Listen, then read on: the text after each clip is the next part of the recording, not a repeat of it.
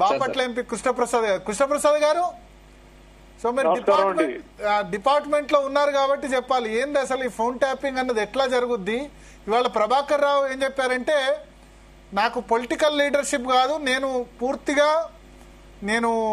ఎవరి నేతృత్వంలో పనిచేశానంటే డీజీపీకి తెలిసే ఇదంతా జరిగింది, అప్పుడున్న డీజీపీ మహేందర్ రెడ్డికి తెలిసి జరిగింది అని ఆయన అంటున్నారు. అయితే ఇప్పుడు ప్రభాకర్ రావు గారు చెప్పడం విషయాలన్నీ చూస్తా అంటే చాలా హాస్యాస్పదంగా ఉంది.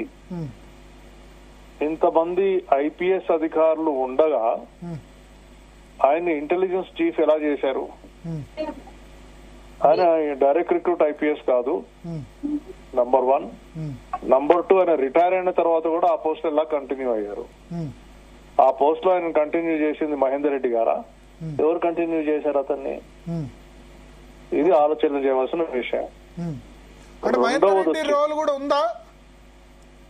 రెండవది వచ్చేసి ఈ రోజు ఆయన పట్టుబడ్డాడు కాబట్టి మహేందర్ రెడ్డి చెప్తే నేను చేశాను అని చెప్తున్నాడు. ఇది మనం నిజంగా నమ్మాలి అంటే అసలు పూర్తిగా మహేందర్ రెడ్డి చెప్తే ఏమేమి పనులు చేసినాడు అని చెప్తే, అన్ని పనులు చెప్తే ఇది నమ్మచ్చు. అన్ని దాచిపెట్టి ఇది ఒకటే చెప్తే ఎట్లా నమ్ముతారు ఎవరైనా సరే? ఒకటి. రెండోది, సరే మహేందర్ రెడ్డి చెప్తే నేను ఫోన్ ట్యాపింగ్ చేసినానని చెప్తుండు. ఫోన్ ట్యాపింగ్ మరి ఎవరోది చేసినాడు మొత్తం రాయమండి. 1 to సీరియల్ నంబర్ 1 to 100 ఎంతమంది ట్యాపింగ్ చేసినాడు అన్ని లిస్ట్ రాయమని చెప్పండి. అన్ని ట్యాపింగ్ చేసినామని రిలీజ్ చేయాలి కదా, లేకపోతే ఎవరు నమ్ముతారు ఆయన్ని?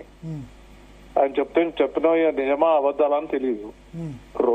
మూడో విషయం వచ్చేసరికి ఒక ఇంటెలిజెన్స్ చీఫ్ గా మహేందర్ రెడ్డి చెప్తే కొన్ని పనులు నువ్వు చేసినావు డీజీపీ కాబట్టి, మరి సీఎం చెప్తే ఏం పనులు చేసినావు అవి కూడా చెప్తావా? ఇప్పుడు చెప్పాలి కదా. మరి మహేందర్ రెడ్డి మీద చెప్తాను బయటకు అని చెప్పిన వాడివి, మరి సీఎం చెప్తే ఏం చేసినావు అవి కూడా చెప్పాలి కదా నువ్వు.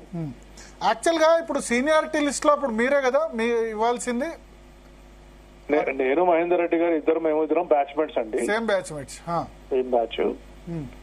అట్లా బ్యాచ్ లో రాజీవ్ సేమ్ బ్యాచ్ ఉన్నప్పుడు ఎట్లా ఉంటది అంటే ప్రొసీజర్ ఏంది? ప్రొసీజర్ సీఎం గారి ఇష్టం, ఎవరైనా చేయొచ్చు. సేమ్ బ్యాచ్ లో ఉన్నప్పుడు కూడా సీనియారిటీ ఉండదా? ర్యాంక్ వైజ్ అట్లా ఏముండదా? సీఎం గారి ఇష్టం అండి, ఎవరికైనా ఇవ్వచ్చు. ఓకే. సో మీకు ఎందుకు రాలేదు అప్పుడు? ఎందుకు రాలేదు అనుకుంటారు అప్పుడు? అది నార్మల్లీ డీజీపీ పోస్ట్ అంటే ఎవరైతే మీకు అనుకూలంగా ఉంటారో వాళ్ళకి ఇస్తాం. మీరు అనుకూలం కాదనుకున్నారు అప్పుడు, అంతే. వాళ్ళకి అనుకూలం కాదు కాబట్టి వాళ్ళకి మహేందర్ రెడ్డి గారికి ఇచ్చిన తర్వాత మహేందర్ రెడ్డికి కేసీఆర్ కి ఎందుకు గ్యాప్ వచ్చింది కృష్ణప్రసాద్ గారు? ఇప్పుడు మన మిత్రుడు చెప్పినట్టు కేసీఆర్ గారు టోటల్ గా చాలా రకాలుగా అది రుజువు అయింది, ప్రూవ్ అయింది. ఆయనకు రుజువు చేసుకున్నాడు, ఎవరు చెప్పే అవసరం లేదు. ఆయనకు దళిత ద్రోహి అని ఆయనే రుజువు చేసుకున్నాడు. ఒక పొలిటికల్ గా గాని ఏ రాజకీయ నాయకుడిని దళితులైనా ప్రోత్సహించడం కాదు, నొక్కి తొక్కేసినాడు. డిప్యూటీ సీఎం ఎవరిని చేసినాడు, ఎవరిని తీసేసినాడు, మంత్రిని ఎవరిని చేసినాడు, ఏం ఆధారాలు ఉన్నాయి? ఆ రోజు రాజాని తీసేసినాడు, ఎందుకు తీసేసినాడు? ఏమైనా ఆధారం ఉందా? పొలిటికల్ గా అందరినీ తొక్కేసినాడు. ఐఏఎస్ ఆఫీసర్స్ లో యాక్చువల్లీ రాణి కుమ్మిదిని గారు ఆమె సీనియర్ మోస్ట్, ఆమెను చీఫ్ సెక్రటరీ చేయాలా, ఆమెను చేయలే. అంతకంటే ముందు నేను డీజీపీ అవ్వాలా, నన్ను చేయలే. అంతకంటే ముందు ప్రదీప్ చంద్ర గారిని చీఫ్ సెక్రటరీ చేస్తూనే ఒక నెలలో తీసి బయటపడేశారు. లిటరలీ పైకి తీసుకెళ్లి 20,000 feet నుంచి కింద పడేసినారు ఆయన అయితే. అదే రాజీవ్ శర్మని ఎక్స్టెన్షన్ చేసుకుంటూనే పోయినారు, మళ్ళీ అడ్వైజర్ పోస్ట్ ఇచ్చినారు. అదే అడ్వైజర్ పోస్ట్ మళ్ళీ 10 మంది కాదు 20 మంది ఉన్నారు ఆయనకి అడ్వైజర్లు. ప్రదీప్ చంద్ర గారికి ఒక 21 అడ్వైజర్ గా పోస్ట్ చేయొచ్చు కదా, ఎందుకు చేయలే? సో ఇట్లా కానీ ఏకే కారణం చేశారు అంటే అట్లా మైనారిటీ కోటాను చూస్తే ఏకే కారణం చేశారు, ఓట్ల కోసం చేశారు. తెలంగాణలో ముస్లింస్ అందరు మళ్ళీ వేరే వైపు పోగాలని చెప్పి వాళ్ళు ముస్లిం కమ్యూనిటీ దగ్గర పెట్టుకున్నారు. అంటే ఇక్కడ ఒకటి కృష్ణప్రసాద్ గారి టాపిక్, ఇప్పుడు మీరు పోలీస్ డిపార్ట్మెంట్ లో పనిచేశారు, అపారమైన అనుభవం. ఈ ఫోన్ ట్యాపింగ్ అన్నది ఇప్పుడు డీజీపీ ఇంటెలిజెన్స్ చీఫ్ డైరెక్ట్ గా ముఖ్యమంత్రికి రిపోర్ట్ చేస్తారా, లేకపోతే డీజీపీ కూడా రిపోర్ట్ చేయాల్సి ఉంటుందా? ఇంటెలిజెన్స్ చీఫ్ టిపికల్ గా ముఖ్యమంత్రి గారికే రిపోర్ట్ చేస్తారు. టిపికల్ కాదు, అంటే బిజినెస్ రూల్స్ ప్రకారం సీఎం గారికి రిపోర్ట్ చేస్తారు. డీజీపీకి సంబంధం ఉండదు అసలు. కొన్ని విషయాలు, అది కూడా మన డిపార్ట్మెంట్ విషయాలు, కొన్ని ప్రమోషన్స్ కానివ్వండి, సెక్యూరిటీ విషయాలు కానివ్వండి, కమిటీస్ ఉంటాయి. ఆ కమిటీస్ లో డీజీపీ గారు ఉంటారు, ఇంటెలిజెన్స్ చీఫ్ ఉంటారు. అక్కడ వాళ్ళు మాట్లాడుకుంటారు, డిస్కస్ చేస్తారు. రిపోర్టింగ్ మట్టుకు ఖచ్చితంగా సీఎం గారికి. అంటే ఇప్పుడు ఏ ఆర్డర్ అయినా, అంటే నేను ఓవరాల్ ఆర్డర్స్ కాకుండా రిటర్న్ ఆర్డర్స్ ఎవరి దగ్గర నుంచి రావాలి? డీజీపీ నుంచి రావాలా, సీఎం దగ్గర నుంచి రావాలా? సీఎం గారి దగ్గర నుంచి ఓవరాల్ ఆర్డర్ అయినా ఆయన పని చేయాల్సిందే. Okay, but return order DGP నుంచే రావాలి కదా ఏదైనా? లేదు, ఇంటెలిజెన్స్ ఆ సబ్జెక్టే వేరు, ఆ ఫంక్షనింగ్ వేరు. అంటే intelligence will report to law and order minister ఎవరుంటే వాళ్ళు, అంతేనా? లేదండి, ముఖ్యమంత్రి గారికి ఒక్కళ్ళకే రిపోర్ట్ చేస్తారు. ముఖ్యమంత్రి అంటే ముఖ్యమంత్రి చేతిలో లా అండ్ ఆర్డర్, ఎందుకంటే లా అండ్ ఆర్డర్ ముఖ్యమంత్రి చేతిలోనే పెట్టుకుంటున్నారు కదా ఇవాళ రేపు. అవును, ప్రతిసారి ముఖ్యమంత్రి. కేంద్రం అయితే లా అండ్ ఆర్డర్ ఇదంతా కూడా కేంద్ర intelligence chief I think home మినిస్ట్రీకి రిపోర్ట్ చేస్తారు కదా. ఇంటెలిజెన్స్ బ్యూరో ఉంటుంది, ఇంటెలిజెన్స్ బ్యూరో ప్రధాన మంత్రి గారికి, హోమ్ మినిస్టర్ గారికి డిపెండ్స్. అక్కడ కొంచెం ఫ్లెక్సిబిలిటీ ఉంటుంది, ఇద్దరికి చేస్తుంది, ఇద్దరికి చేస్తారు. ఎక్కువ మటుకు ప్రధాన మంత్రి గారికి చేస్తారు అక్కడ కూడా. ఓకే, ఇక్కడైతే క్లియర్ గా ఇంటెలిజెన్స్ చీఫ్ ఎవరున్నా సరే వాళ్ళు ముఖ్యమంత్రికే చేయాలి, ముఖ్యమంత్రి గారికి రిపోర్ట్ చేయాలి డైరెక్ట్ గా. ఓకే, ఈ ఫోన్ మీరు చూసే ఉంటారు ముందు కూడా, ముఖ్యమంత్రి గారు ఎవరైనా సరే వాళ్ళ లైఫ్ స్టైల్ ప్రకారంగా పొద్దున్నే 4 గంటలకు, 5 గంటలకు, 6 గంటలకు ఇంటెలిజెన్స్ చీఫ్ ఒక్కళ్ళకే ఆ రూమ్ లో అడ్మిషన్ ఉంటుంది. ఆయన ఒక్కళ్ళే పోయి బ్రీఫ్ చేసి వస్తారు అన్ని. ఓకే, ఆ మీటింగ్ లో డీజీపీ ఉండరు, చీఫ్ సెక్రటరీ ఉండరు, హోమ్ మినిస్టర్ కూడా ఉండరు. ఓకే, ఓకే, ఆయన ఒక్కళ్ళకే ఉంటుంది ఆ పవరు. ఏ విషయమైనా ఏదైనా ఆయన ఇన్ఫర్మేషన్ ఇవ్వచ్చు ముఖ్యమంత్రి గారికి. సరే, ఇప్పుడు అందుకే ఇప్పుడు ప్రభాకర్ రావు గారు నేను అడుగుతుంది ఏంటంటే, మరి మీరు మహేందర్ రెడ్డి గారి పేరు చెప్తున్నారు, ఓకే, నో ప్రాబ్లం, అది జరిగి ఉండొచ్చు, అందుకే మీరు చెప్తుండొచ్చు. మరి ఇక్కడ చెప్పి ఆయన మహేందర్ రెడ్డి గారి మీద చెప్తున్నప్పుడు మరి మీరు సీఎం గారి గురించి కూడా చెప్పాలి కదా.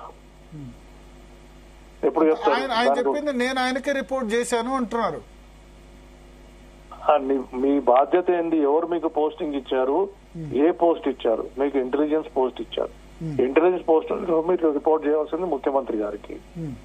అట్లాంటప్పుడు మరి డీజీపీ గారు చెప్పిన ఇన్స్ట్రక్షన్స్ ఎలా ఫాలో అయ్యారు మీరు? ఇప్పుడు ఫోన్ ట్యాప్ చేయాలంటే ప్రొసీజర్ ఏంది? ఇంటెలిజెన్స్ చీఫ్ ఎవరికి రాయాలి? హోమ్ సెక్రటరీ గారికి రాయాలా? హోంశాఖ ప్రిన్సిపల్ సెక్రటరీకి రాయాలి, అంతే కదా? రాయాలా, కారణాలు కూడా రాయాలా. కారణాలు రాసినప్పుడు దాని వెనకాల డాక్యుమెంటేషన్, అంటే ఏదైనా ఎఫ్ఐఆర్ నంబర్ గానీ, ఎంక్వైరీ నంబర్ గానీ ఏదైనా ఉంటే ఫలానా ఎఫ్ఐఆర్ తాలూకా ఇన్వెస్టిగేషన్ కి గానీ, ఇంకేమైనా సెక్యూరిటీ రీజన్స్ గానీ, ఇంటెలిజెన్స్ రిపోర్టింగ్ గానీ తీసుకోవాలంటే ఆధారాలు చూపించాలి. ఎందుకు అడుగుతున్నారు, రీజన్ అనేది క్లియర్, జస్టిఫికేషన్ క్లియర్ గా చూపించాల.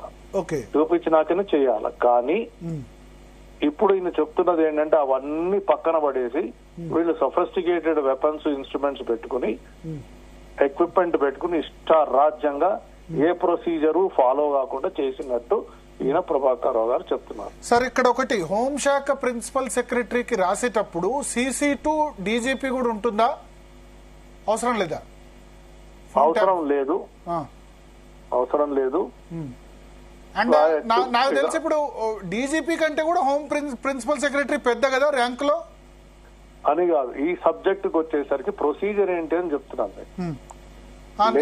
నార్మల్ గా అడుగుతారు, ఎందుకంటే మొన్న ఎవరు అన్నారు ఏంటంటే గవర్నమెంట్ డిపార్ట్మెంట్ పెద్ద, హోంశాఖ ప్రిన్సిపల్ సెక్రటరీ పెద్ద ప్రోటోకాల్ లో డీజీపీ కంటే. ప్రోటోకాల్ ప్రిన్సిపల్ సెక్రటరీనే పెద్ద, హోంశాఖ అంటే ఇప్పుడు రవి గుప్తానే పెద్ద డీజీపీ జితేందర్ కంటే.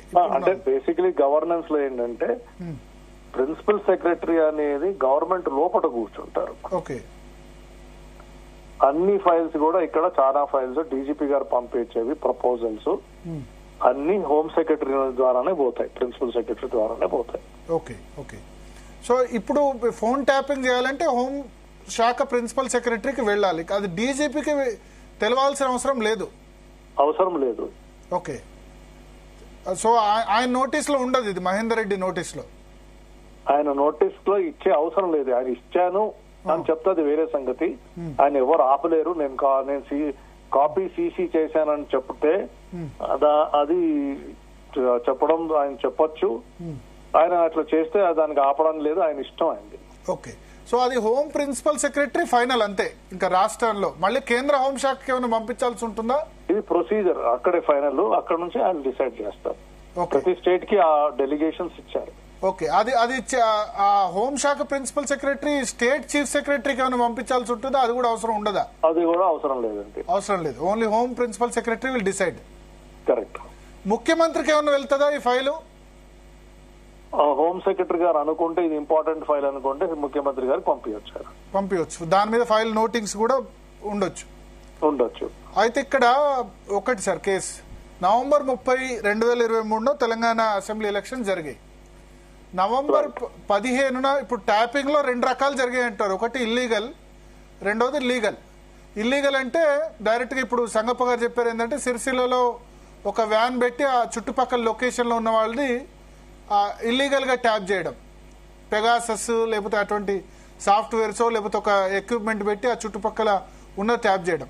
లీగల్ గా 600 మంది November election withdrawal, assembly election withdrawal సమయంలో లీగల్ గా 600 మంది ఫోన్లు ట్యాప్ చేశారు. 600 మందిని మావోయిస్ట్ సింపథైజర్స్ అని చెప్పారు. కానీ ఆ ఫోన్ నెంబర్లు చూస్తే అవన్నీ కూడా పొలిటికల్ లీడర్స్ అంటున్నారు. లైక్ ఇప్పుడున్న ప్రదేశ్ కాంగ్రెస్ కమిటీ అధ్యక్షుడు మహేష్ కుమార్ గౌడ్ పేరును కూడా మావోయిస్ట్ సింపథైజర్ అని పెట్టి 600 నెంబర్లో పెట్టారు. పేరు మహేష్ అని పెట్టారట. ఆయన నెంబర్ కూడా ఇచ్చారు. అది రికార్డుల్లో ఉంది, అఫీషియల్ గా ఆయన ఫోన్ ట్యాప్ చేసినట్టు రికార్డుల్లో ఉంది. సో ఇవన్నీ మీరు చెప్తున్నవి వింటా ఉంటే రికార్డులో పెట్టి ఒకలాంటి అబద్ధం ఆడినట్టే కదా ఇది. మహేష్ కుమార్ గౌడ్ అని మీకు తెలుసు. మహేష్ కుమార్ గౌడ్ అని ఎట్లా తెలుసు అంటే మహేష్ కుమార్ గౌడ్ నెంబర్ ఉంది అక్కడ. ఇప్పుడు ఈ గవర్నమెంట్ వచ్చిన తర్వాత చూస్తే రాసిన వాళ్ళ గురించి మాట్లాడుతున్నాను. ఎవరైతే లెటర్ రాసినారో వాళ్ళకి ఈ నంబర్ మహేష్ కుమార్ గౌడ్ అని తెలుసు. వాళ్ళ ఉద్దేశం కూడా మహేష్ కుమార్ గౌడ్ నే ట్యాప్ చేయాలని వాళ్ళ ఉద్దేశం. కానీ ఒక చీటింగ్ అనుకుంటారో ఏమంటారో ఆ కుమార్ గౌడ్ అని తీసేసి ఉత్తి కుమార్ ముఖేష్ అని రాసినారు. కానీ వాళ్ళ ఇంటెన్షన్ ఏంటి? ఇంటెన్షన్ తప్పే కదా. సో మావోయిస్ట్ సింపథైజర్ అని చెప్పారట. మరి దాంట్లో క్లియర్ గా ఉంది కదా ఇంటెన్షన్ ఏంటి? మాలాఫైడ్ ఇంటెన్షన్ ఇది. ఒక ప్రజాస్వామ్యాన్ని నమ్ముకున్న ఒక పొలిటికల్ పార్టీకి చెందిన ఒక పొలిటికల్ లీడర్ ది నంబర్ మీరు ట్యాప్ చేస్తున్నారంటే అది తప్పు కదా, కరెక్ట్ కాదు కదా. అది అతను ఒక ప్రజాస్వామ్యంలో ఉన్న ఒక లీడర్. అతను ఆ లీడర్ కి గురించి నేను మాట్లాడినా. ఆయన ఏంటి మంచి చెడ్డ అది పెద్ద చిన్న అవన్నీ పక్కన పెట్టండి. అతను ప్రజాస్వామ్యాన్ని నమ్ముకున్న వ్యక్తి, ప్రజాస్వామ్యంలో ఉన్న వ్యక్తి. అతని గురించి మీరు ఇట్లా ట్యాపింగ్ చేస్తారు? ఏం తప్పు చేశాడని? ప్రజాస్వామ్యాన్ని నమ్ముకోవడం తప్ప? ఇప్పుడు బండి సంజయ్ ఫోన్ ట్యాపింగ్ గురించి దాదాపు 2-3 సంవత్సరాలుగా ఆయన అలిగేషన్ చేస్తున్నారు. మీరు అప్పుడు భారతీయ జనతా పార్టీలో ఉన్నారు, స్పోక్స్ పర్సన్ గా కూడా పనిచేశారు. ఏంటి అప్పుడు మీ మధ్య ఏమైనా కన్వర్జేషన్ జరిగిందా మీకు బండి సంజయ్ మధ్య? బండి సంజయ్ గారికి చాలా స్ట్రాంగ్ సస్పిషన్ ఉంటుంది. ఆయన కూడా ఎవిడెన్స్ కూడా ఆయన చూపించారు. ఆయన ఫోన్ ట్యాపింగ్ అని చాలా సార్లు కంప్లైంట్ చేశారు ఆయన. కానీ ఆయన కంప్లైంట్ ఎవరు పట్టించుకోలేదు. ఓకే. సో ఆయన ఫోన్ ట్యాపింగ్ ఎలా జరిగిందని అనుకుంటారు మీరు? లీగల్ గానా ఇల్లీగల్ గానా? సో లీగల్ గా జరిగితే అది బయటికి వచ్చేస్తుంది, అది చాలా క్లియర్ గా ఉంటుంది. ఆయన ఇచ్చిన కంప్లైంట్ ఏంటంటే ఇల్లీగల్ గా చేశారు. సో ఇల్లీగల్ గా ఎట్లా చేస్తున్నారు సార్? అంటే ఇటీవల కాలంలో, ఈ మధ్య కాలంలో ఫోన్లకి సాఫ్ట్వేర్ పంపిస్తారా, లేకపోతే అదేదో వెహికల్ ఏదో పెట్టి చేస్తారా, ఎట్లా? ఈ 2-3 రకాలుగా ఉంది. ఎక్కువ ఈ వెహికల్ పెట్టి, లేకపోతే బగ్ టెక్నాలజీస్ ఉన్నాయి. ఫోన్ లో కూడా బగ్ వదులుతారు ఒక్కోసారి. ఫోన్ లో బగ్ అంటే వాళ్ళ ఫోన్ కి ఏదైనా SMS పంపి క్లిక్ చేయిస్తారా? కరెక్ట్. ఓకే, అంటే వాళ్ళు క్లిక్ చేయకపోతే వాళ్ళ ఫోన్ అది కదా, ఏదో ట్రోజన్ హార్ట్స్ లాగా ఏదో విధంగా ఎంటర్ అవ్వాలి ఫోన్ లో కదా. ఓకే, ఇప్పుడు మన ఫోన్ ట్యాప్ అవుతుంది అని మనకు తెలవాలంటే ఎట్లా? దానికి ఏదైనా తెలుస్తుందా? తెలిసే అవకాశం ఉందా? మనం గుర్తించవచ్చా? అంటే అవన్నీ సస్పిషనే గానీ కన్ఫర్మేషన్స్ ఉండవు. కొన్నిసార్లు కొంతమంది ఫోన్లు మాట్లాడుతూ ఉంటే మధ్యలో ఇంకొక వాయిస్ వస్తుంది. ఓకే, అప్పుడు సస్పెక్ట్ చేయాలా. కొన్నిసార్లు ఫోన్ లో మాట్లాడుతూ ఉంటే సౌండ్ ఎవరిది కూడా అంటే ఎక్కువ తక్కువ అవుతా ఉంటుంది సౌండ్. మధ్యలో సైలెంట్ అయ్యి మళ్ళీ స్టార్ట్ అవుతుంది. ఒక్కోసారి చాలా సార్లు కొంతమంది నా సిగ్నల్ బాగాలేదు మళ్ళీ చేస్తా అంటారు. సో రకరకాల విధంగా డిస్టర్బెన్స్ వస్తుంది. రీసౌండ్ కూడా వస్తుందా? మన సౌండ్ మనకు అట్లా మన సౌండ్ మనకే వినిపించడం, ఈకో రావడం, రీసౌండ్ రావడం, ఇవన్నీ సస్పెక్ట్ చేయవలసిన అంశాలు అన్నమాట. Okay okay. ఇది లీగల్ గా ఇప్పుడు నిలుస్తుందా సార్? ఇప్పుడు 1.5 year గా జరుగుతుంది. ఇది లీగల్ గా నిలుస్తుందా ఇప్పుడు? ఎందుకంటే అందరికి బెయిల్ వచ్చేసింది, ప్రణీత్ రావుకు వాళ్ళందరికీ, మిగతా వాళ్ళకి. ప్లస్ ప్రభాకర్ రావుకి సుప్రీంకోర్టే నాట్ టు అరెస్ట్ అని ఇచ్చింది. ప్రభాకర్ రావుకైనా శ్రవణ్ రావుకైనా అంటే ఎవిడెన్స్ కదా. ఇప్పుడు ప్రభాకర్ రావు కరెక్ట్ గా చెప్పి ఎవిడెన్స్ ఇస్తే అప్పుడు కోర్టు యాక్సెప్ట్ చేస్తుంది. ఎలిగేషన్స్ మీద కోర్టు, సింపుల్ ఎలిగేషన్స్ మీద ఎవిడెన్స్ లేనప్పుడు కోర్టు ఎలా యాక్సెప్ట్ చేస్తుంది? ఓకే. ఇప్పుడు ఆయన ఏమంటారంటే, నేను ప్రణీత్ రావు హార్డ్ డిస్క్ ధ్వంసం చేశాడు కరెక్టే, అప్పటికే నేను రిజైన్ చేశాను, నాకు సంబంధం లేదు అంటారు. అంటే ఎవిడెన్స్ లేదు అని చెప్తున్నాడు ఇండైరెక్ట్ గా. అంతే అంతే. వాట్సాప్ కాల్ కూడా రికార్డ్ చేసేటువంటి ఒక సాఫ్ట్వేర్ తెచ్చారు సింగపూర్ నుంచి, అప్పుడు వార్తలు వచ్చాయి మాకు తెలిసి. నాకు అట్లా అది ఉంటుందా సార్? మళ్ళీ చెప్పండి. సారీ, వాట్సాప్ కాల్ కూడా రికార్డ్ చేసే టెక్నాలజీ వచ్చిందా అని అడుగుతున్నారు. చాలా స్ట్రాంగ్ గా అది ఉంది. వాట్సాప్ కాల్స్ కూడా రికార్డ్ చేస్తున్నారు అని ఒక స్ట్రాంగ్ బిలీఫ్ ఉంది. ఇవన్నీ సాఫ్ట్వేర్ కొన్నారు అని విన్నాం. అప్పుడు కూడా చాలా ఇజ్రాయెల్ సాఫ్ట్వేరా, పెగాససా? అట్లా పదే పదే అంటున్నావు. అంటే ఇబ్బంది పడుతున్నారు సంగప్ప గారు. అది ఆల్రెడీ సుప్రీంకోర్టులో అడ్మిట్ చేశారు కదా, పెగాసస్ ద్వారా చేశారు. కానీ చేసింది సంఘ విద్రోహ శక్తులను ఏదో చెప్పారు, అది వేరే సంగతి. సుప్రీంకోర్టు ముందు రిపోర్ట్ ఉంది సీల్డ్ కవర్ లో. ఒక పేరే, అట్లాంటివి చాలా ఉన్నాయి. అయితే ఫేస్ టైం కూడా చేయొచ్చా? ఇప్పుడున్న పరిస్థితుల్లో అందరూ ఎలా మాట్లాడతారంటే ఫేస్ టైం చాలా కష్టమని. అంతకుముందు వాట్సాప్ చాలా కష్టమని ఎవరైతే అలా అనుకునే వాళ్ళు, ఇప్పుడు వాట్సాప్ కూడా ఏదో విధంగా చేస్తున్నారు. వాట్సాప్ అయింది, బట్ ఫేస్ టైం కాదు. అది బిలీఫ్. ఇప్పుడు అది బిలీఫ్ అంతే. దాన్ని కూడా ఎవరో వాళ్ళు కనుక్కుంటారు, దాన్ని కూడా విరుగుడు కనుక్కుంటారు. సో ఇప్పుడు అల్టిమేట్ గా శిక్షలు పడతాయా సార్? ఇది లాజికల్ కన్క్లూజన్ వస్తుందా మీ పోలీస్ ఆఫీసర్ గా, పొలిటీషియన్ గా? నేను అదే అంటున్నా. ఇప్పుడు ప్రభాకర్ రావు గారు మహేందర్ రెడ్డి మీద ఒకటే ఒక అంశం మీద చెప్తే అది కూడా ఎవిడెన్స్ లేదు అని ఈయనే చెప్తున్నాడు. ఆ హార్డ్ డిస్క్ డిస్ట్రాయ్ అయిందని ఈయనే ఒక స్టోరీ క్రియేట్ చేస్తున్నాడు. సో ఇదంతా ఒక డ్రామా లాగా కనిపిస్తా ఉంది. నిజంగా మహేందర్ రెడ్డి చెప్తే నేను చేసినానంటే మరి ఇంకేమేం చెప్పినాడు, ఏమేం చేసినా మొత్తం స్టోరీ చెప్పు. మహేందర్ రెడ్డి ఎందుకు దూరం అయ్యారు? కేసీఆర్ కి డీజీపీ ఇచ్చినా సరే, మూడు మిమ్మల్ని కాదని 3.5 సంవత్సరాలు ఇచ్చినా సరే దూరం అయ్యి ఇప్పుడు రేవంత్ రెడ్డికి ఎందుకు ఎట్లా దగ్గరయ్యారు? ఇవన్నీ పత్రికా విలేకరులు, మీ ఇన్వెస్టిగేషన్ కరెక్ట్ ఉంటది, మీరు చెప్పాలా? కానీ భరత్ మహేందర్ రెడ్డి ఎక్కడ దూరం అయింది? గవర్నమెంట్ ఉన్న రోజు దగ్గరే ఉన్నాడు కదా. గవర్నమెంట్ అయిపోయిన తర్వాత ఏమైందేమో రేవంత్ రెడ్డి దగ్గర పెట్టుకోండి. ఇప్పుడు అంటే లాస్ట్ 1 year ఆయన ఇష్టపడలేదు కేసీఆర్ అని అంటారు కదా. ఒకవేళ దగ్గర అయితే గనక ఇప్పుడు మరి డైరెక్ట్ గా ప్రభాకర్ రావుతో ఎందుకు మరి? అలా అయితే మహేందర్ రెడ్డితోనే చేయించవచ్చు కదా. ఇప్పుడు రకరకాల స్టోరీలు ఉంటాయి, ప్రభుత్వాలు మారుతా ఉంటాయి. కానీ కొంతమంది అధికారులు ఏ ప్రభుత్వం అయినా వచ్చినా వాళ్లే ఉంటారు. ఓకే, ఇది కరెక్ట్ పాయింట్. సో అంటే ఎస్ బాస్ టైప్ అన్నట్ట, అంతేనా? అది ఏదైనా ఉండొచ్చు. ఎస్ బాస్ అంటే సరిపోదు. ఆడ భరత్ కి నేను దగ్గర అవ్వాలి అంటే భరత్ కి ఎవరితోనైతే పడదో వాడు చెండాలుడు అని నేను వచ్చి చెప్పాలా, వాడి మీద ఎవిడెన్స్ ఇస్తే అప్పుడు భరత్ నన్ను నమ్ముతాడు. Okay okay. సో ఎందుకంటే ఇప్పుడు బీఆర్ఎస్ వాళ్ళంతా కూడా అది మహేందర్ రెడ్డి ప్రమేయం ఉంటది, ఎందుకంటే ఆయన కదా పోలీస్ బాసు అంటారు. ఎందుకంటే టీజీపీఎస్సీ చైర్మన్ గా నియమించినప్పటి నుంచి ఆయన మీద ఆరోపణలు చేస్తుంది. అట్లా రివర్స్ అయింది. అప్పటి వరకు అంటే రాజకీయాలు ఇవన్నీ ఏమి నమ్మలేము, ఇవన్నీ నమ్మలేము. ఓకే, పర్టికులర్లీ కొంతమంది రాజకీయాలు అబద్ధాలతోనే బతుకుతారు.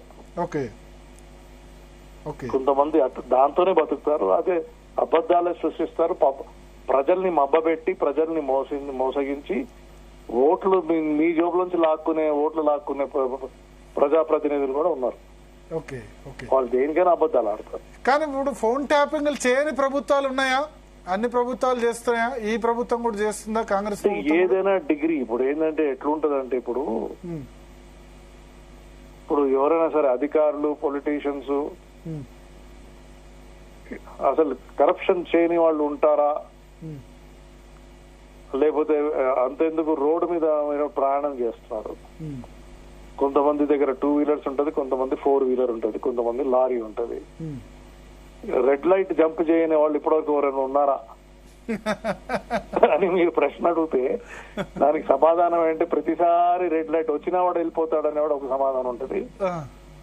ఎప్పుడో ఒకసారి ఎమర్జెన్సీలో పాపం చాలా ఎమర్జెన్సీలో ఉంటే ఒక్కసారి జంప్ అయినాడని ఒక సమాధానం ఉంటది.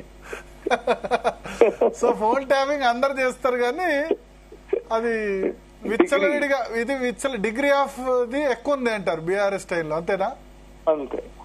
ఓకే, బట్ మరి ఎట్లా ఇది మిస్యూజ్ కావద్దంటే ఎట్లా? ఇంటెలిజెన్స్ కేవలం ఇప్పుడు లెఫ్ట్ వింగ్ ఎక్స్ట్రీమిజమో లేకపోతే ఈ ఏమంటారు ఇస్లామిక్ టెర్రరిజమో దానికి వ్యతిరేకంగా ప్రయోగించాల్సిన దాన్ని పొలిటికల్ ఇంటెలిజెన్స్ అన్నది ఎట్లా దాన్ని యూజ్ చేసుకుంటున్నారు కదా, దాన్ని ఎట్లా కట్టడి చేయడం? అది తప్పు. దాని మీద పొలిటికల్ లీడర్స్ అందరూ అన్ని పార్టీలు మాట్లాడుకోవాలా.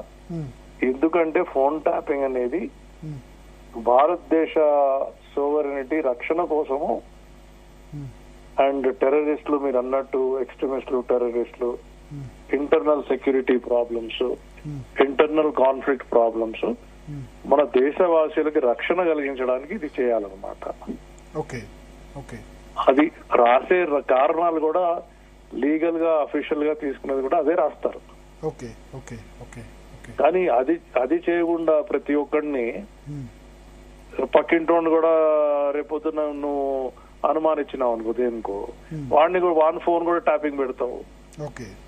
లేతే ఇప్పుడు ఒక పెద్ద ఇండస్ట్రియలిస్ట్ వస్తాడు, అతను వచ్చి నీకు ఫ్రెండ్ అయినాడు, నీకు ఫ్రెండ్ అయ్యి నువ్వు వచ్చి చెప్పినాడు వాడు ఎనిమి ఉన్నాడు, వాడు కాంపిటీటర్ బిజినెస్ లా, వాడు నా బిజినెస్ అంతా వాడు కొట్టేస్తున్నాడు, వాడు కొంచెం ఫోన్ ట్యాపింగ్ చెప్పు టెండర్ లో ఎంత ఇస్తాడు అని అది నువ్వు ఫోన్ ట్యాపింగ్ చేసి చెప్పినావు అనుకో ఎంత దూరం పోతుంది అది.